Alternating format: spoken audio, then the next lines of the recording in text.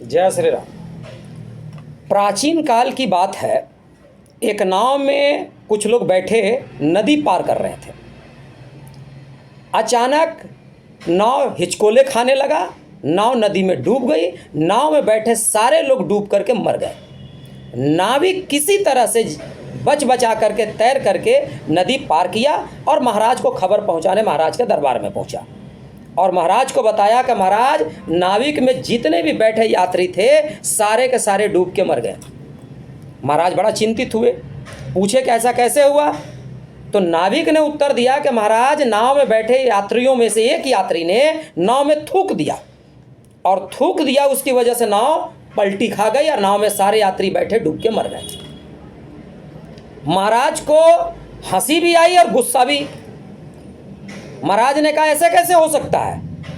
कोई यात्री एक नाव में थूक दे और उससे नाव पलटी हो जाए, ऐसा हो ही नहीं सकता है। उसने नाविक को डांटा और बोला कि पूरे वृतांत से कथा बताओ। नाविक ने कहा कि महाराज, नाव में बैठे यात्रियों में से एक यात्री ने जब नाव में थूका तो मैंने उसे मना किया कि नाव में मत थूको। जो नाव तुमको अपनी गोद में बिठा करके नदी पार करा रहा है उसी नाव में तुम थूक रहे हो। तो महाराज, उसने मुझे कहा, मैंने तुम्हें नदी पार कराने के पैसे दिए हैं, मेरी आज़ादी में तुम बाधा नहीं डाल सकते हो, मेरी मर्जी है मैं कहीं भी थूकूं।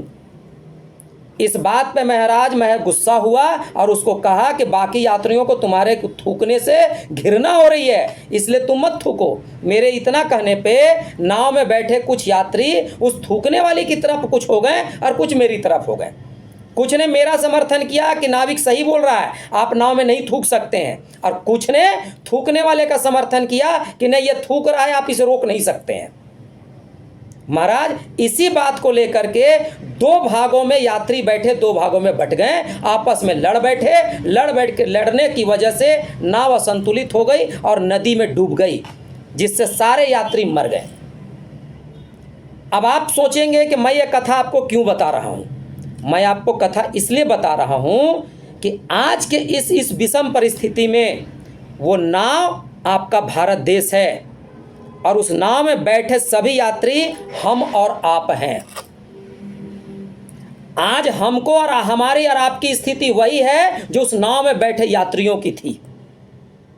कोई आज़ादी के नाम पर भारत के टुकड़े करना चाहता है, जैसे उस आज़ादी के नाम पे नाव में बैठा यात्री थूकना चाह रहा था, थूक रहा था।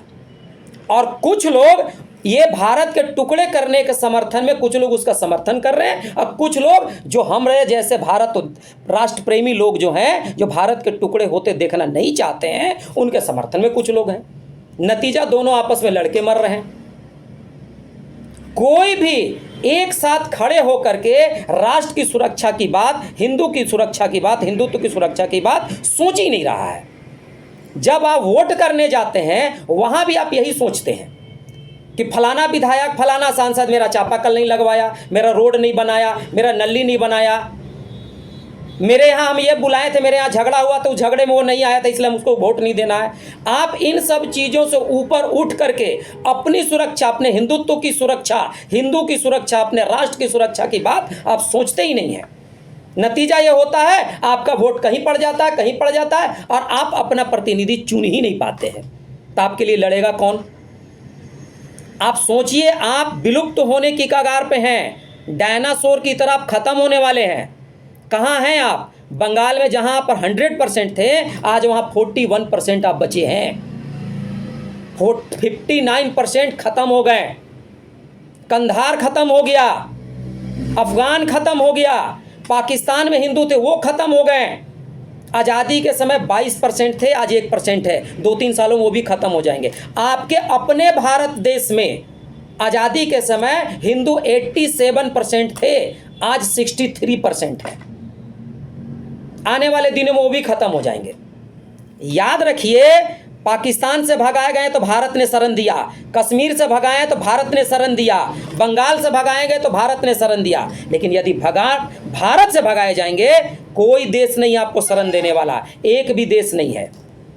इसलिए वोट जब देने जाएं तो रोड, नली, पानी, बिजली, इन सब चीज़ से ऊपर उठ करके राष्ट्र के लिए सोचिए, अपनी सुरक्षा का सोचिए। आपका देश ही नहीं रहेगा, आप ही नहीं रहेंगे तो बिजली पानी क्या करेंगे आप? सिलेंडर 5,000 का खरीद लेंगे, नहीं होगा पैसा, लकड़ी चूल्हा पे बना लेंगे, कोयला पे बना लेंगे खाना, लेकिन अपना राष्ट्र तो सुरक्षित रहेगा, हमारा घर तो सुरक्षित रहेगा। इसलिए आप जब भी वोट देने जाएं तो अपना प्रतिनिधि चुने, उसको चुने जो आपके लिए लड़ रहा है, आपके राष्ट्र के लिए लड़ रहा है, हिंदू और हिंदुत्व के लिए लड़ रहा है, उसको वोट दीजिए। घर की सुविधाओं, अपना व्यक्तिगत सुविधा को एक बार भूल जाइए। अभी आप और हम, हिंदू और हिंदुत्व, बहुत ही विषम परिस्थितियों से गुजर रहे हैं। हम और आप विलुप्त होने की कगार पे हैं। हिंदू और हिंदुत्व को बचाइए। वोट देने जाइए तो उसको वोट दीजिए जो आपके लिए लड़ रहा है। इस बार 400 पार, वरना हिंदुओं की हार। जय श्री राम।